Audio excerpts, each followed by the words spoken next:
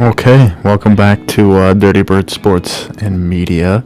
Today we're going to be predicting the Oregon Ducks football schedule. Should be fun. I guess we'll just start it off. So the first game of the year, Portland State I'm not even going to, just for Portland State and Hawaii, I think we should just put the W's on the screen right now, because I'm not saying that there's not a universe where it can't happen, but it's not going to happen. They're just not good enough. So the first game I'll be talking about is this Texas Tech game right here. Should be an interesting game for sure. I mean, I almost see this as a trap game for Oregon. I mean, decent opponent. Former Oregon quarterback Tyler Shuck will be playing for Texas Tech. So that's kind of a little, the plot thickens moment. But this should be a fun game. It's at Texas Tech. I don't know what's going on with their stadium. I know they just either rebuilt it or revamped it, something. But I did see something that they could be playing in a high school football stadium. I don't think that's true. But yeah, I think this is going to be a tough game. Going to be hot. 5 p.m. kickoff, which means it's going to be hot when they start, and probably hot the whole game, which Oregon's obviously conditioning for and training for currently, but should be a tough game. I do think they get out with the win, though. I think Texas Tech is not at Oregon's level in opponents-wise. So, yeah, I think, let's say 35-21 win for Oregon.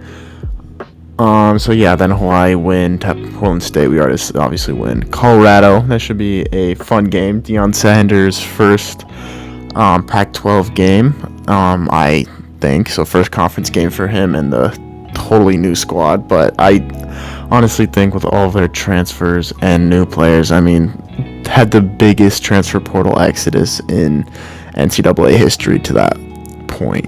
So I don't think that they're going to be they're going to be ready for this. I know they play TCU and Nebraska, which are two quality Power 5 opponents in the non-conference, but I just feel like Oregon is still a tier above both those schools. Even though TCU just went to the national championship game, I do think that they had a lot of their top end talent leave.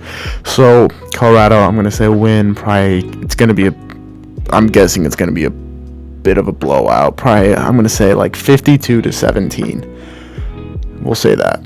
At Stanford, next game. Always a tricky one going down to the farm. This is one of the rivalries that could be lost. The Big Ten move if they don't join the Big Ten coming up here. This is a tricky game because you obviously see that they play number 10 Washington right here the week after, so you could get caught looking ahead. You obviously lost that game to Washington last year, but this Stanford team always seems to give Oregon trouble. Look back, Oregon a couple years back, Oregon had just beaten Ohio State and we're coming off of that high and won a couple games going into this game, but then CJ Verdell tore his ACL and we lost on a weird touchdown with no time left on the clock. It was bad. And then obviously we fumbled in overtime a couple years back too when game day was there, when Stanford's last good year.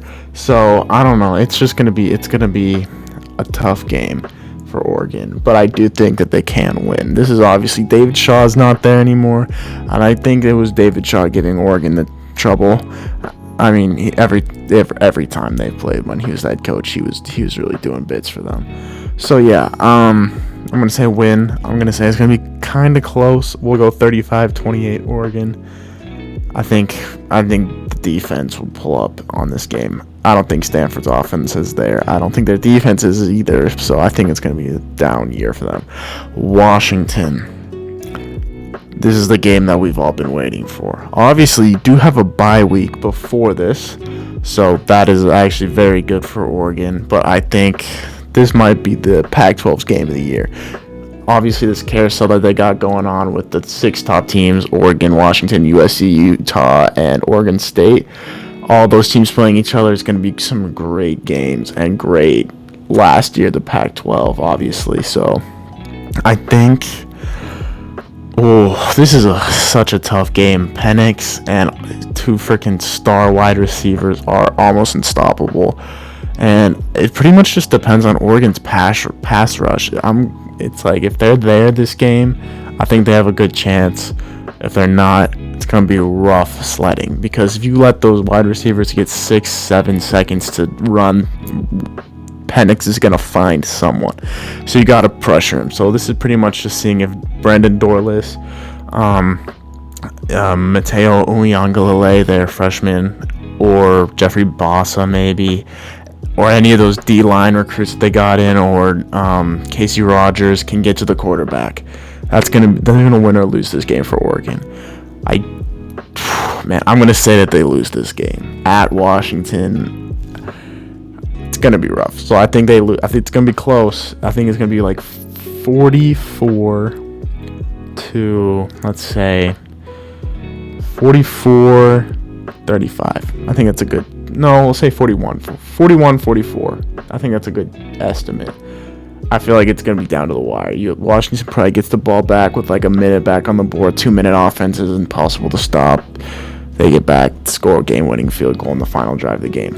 And then after that, obviously, Washington State, first home game in a while. I think this is going to be a good rebound game. Obviously, Washington State does give you trouble. Really, all these three teams right here, Stanford, Washington State, they always give you trouble. For Oregon trouble these last couple years. So I do think that they win. I think they win in convincing fashion. I will say, let's say 44-17. No, 44-14. We'll say for the Washington State game. I think Washington State's going to be decent this year. I don't think they're going to be good at 7-5. They have that. What's his name? Cameron Ward is their quarterback.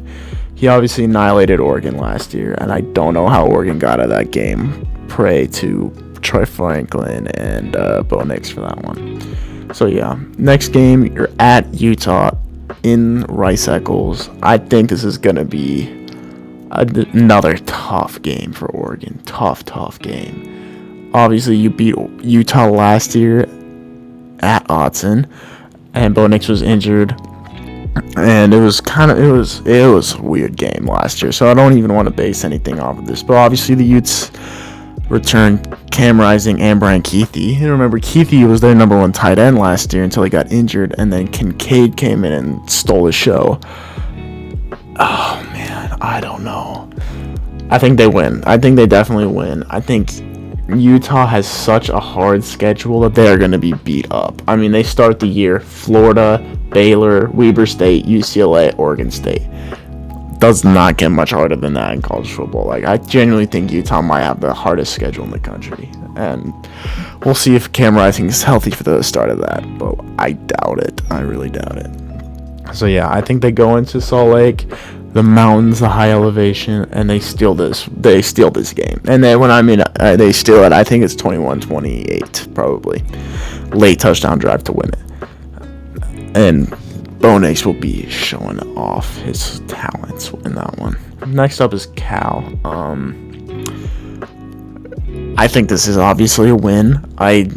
Cal does have Byron Cardwell from last year, our running back, who I thought was going to be our starter last year, but obviously you have Noah Whittingham and most notably Bucky Irving stealing the show in the running back room last year. Also Jordan James, on third down, he was kind of a specialist. But yeah, I think this is an easy win. Obviously, you kind of had a little bit of trouble with them in their place last year, but I don't think it's that case this year. I think it's like a 52-7 game. I know it's like very high expectations, but I don't know. I just don't think Cal's that good. They lose their starting quarterback in Jack Plummer to the portal again, so you're not getting him back. It's Cal, I don't think they're that good. Both the Bay Area schools are not that good this year. But then the next week, USC comes marching into town, the big bad boys of the Pac-12. Obviously, they're the ones who pretty much started the death of the Pac-12 by choosing to not expand when the Big 12 was weakest. Get like a Baylor, a Houston, and maybe like a Texas Tech or TCU.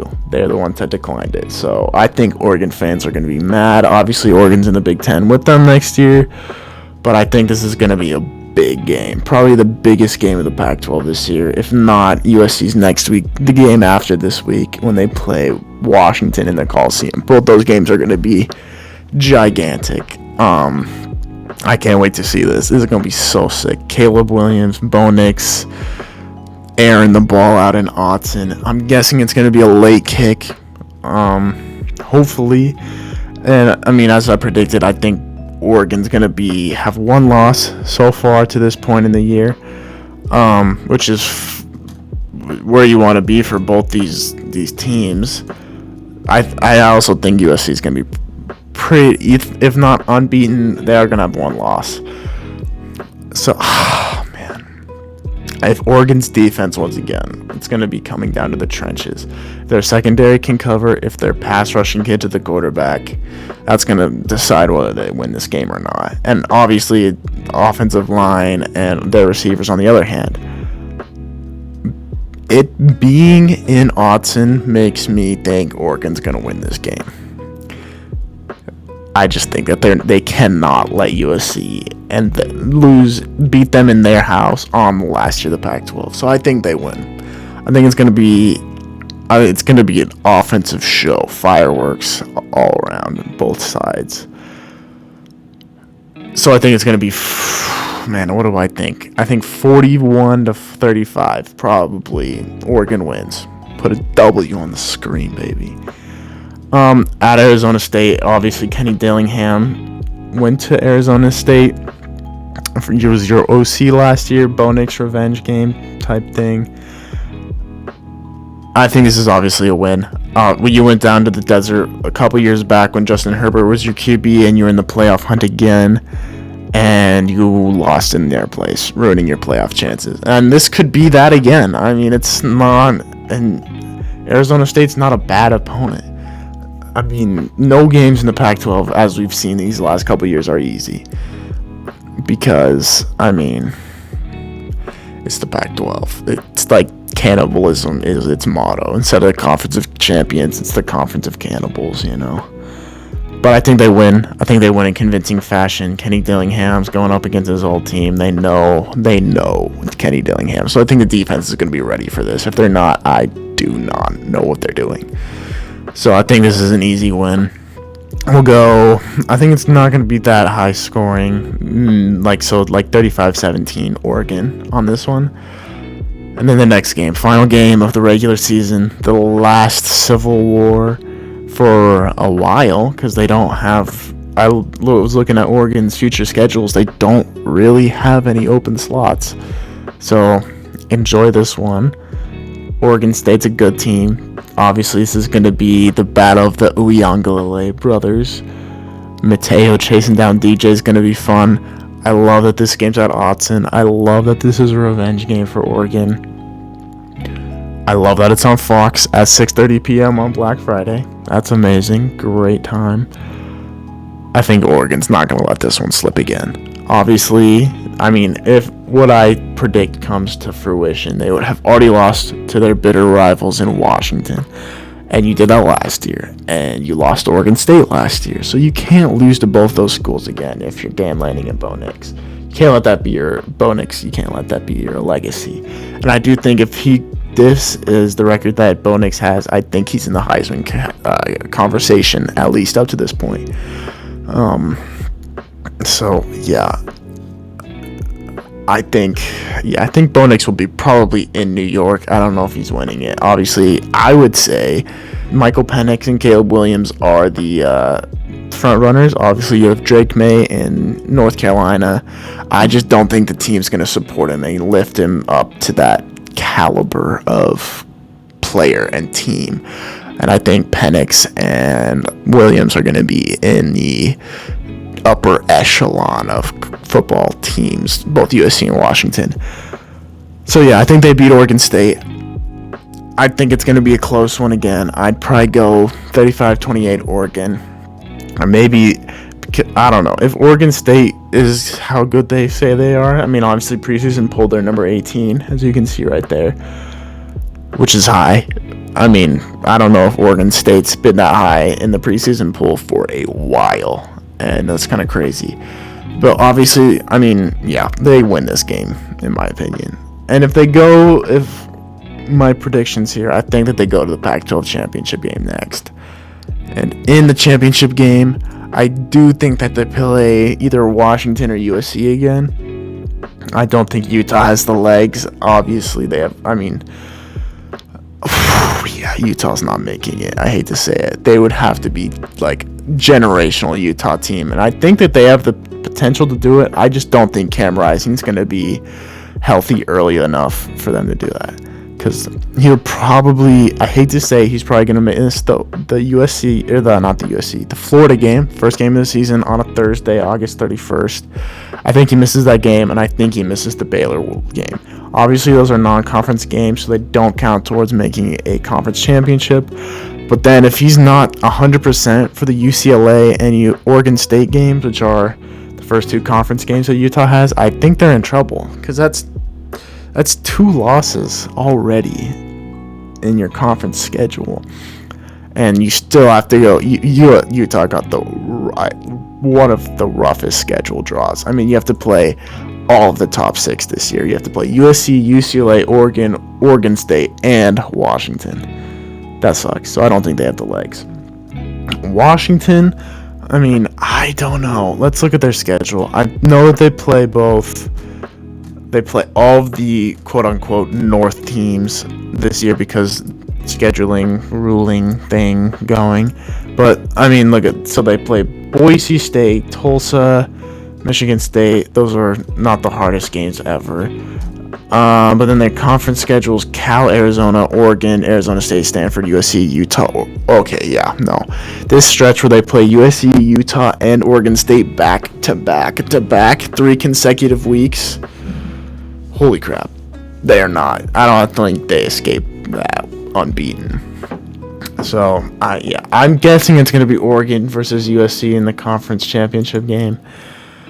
Do I want USC to be there? No. But, I mean, their schedule is just so, favorable compared to all the other teams in this race. So, let me look at this. Stanford, Arizona State, Colorado, Arizona, Notre Dame doesn't count. Cal, Washington, Oregon, UCLA. I don't even know what their record is, but let's just say that they get to the conference championship game. I think Oregon. I don't think Oregon wins in the conference championship game. You beat USC once. Depends on the health of USC, but I don't think they make it. I think USC is a playoff team. No matter how much I hate to say it, I just think that it's their year. Caleb Williams is so good. I think he wins back-to-back Heismans. There's no way he doesn't unless the voters have bias. So, yeah, I think Oregon ends up in the Rose Bowl, play someone. I think that's a great schedule for Dan Lanning in his second season. So, if I'm Oregon, I take that every day of the week. So, yeah, thanks for watching. Maybe we'll do another one for another team. Maybe. We'll see. It was actually really fun making this. I loved that. That was really fun. So, yeah, I'll see you guys next time. Peace.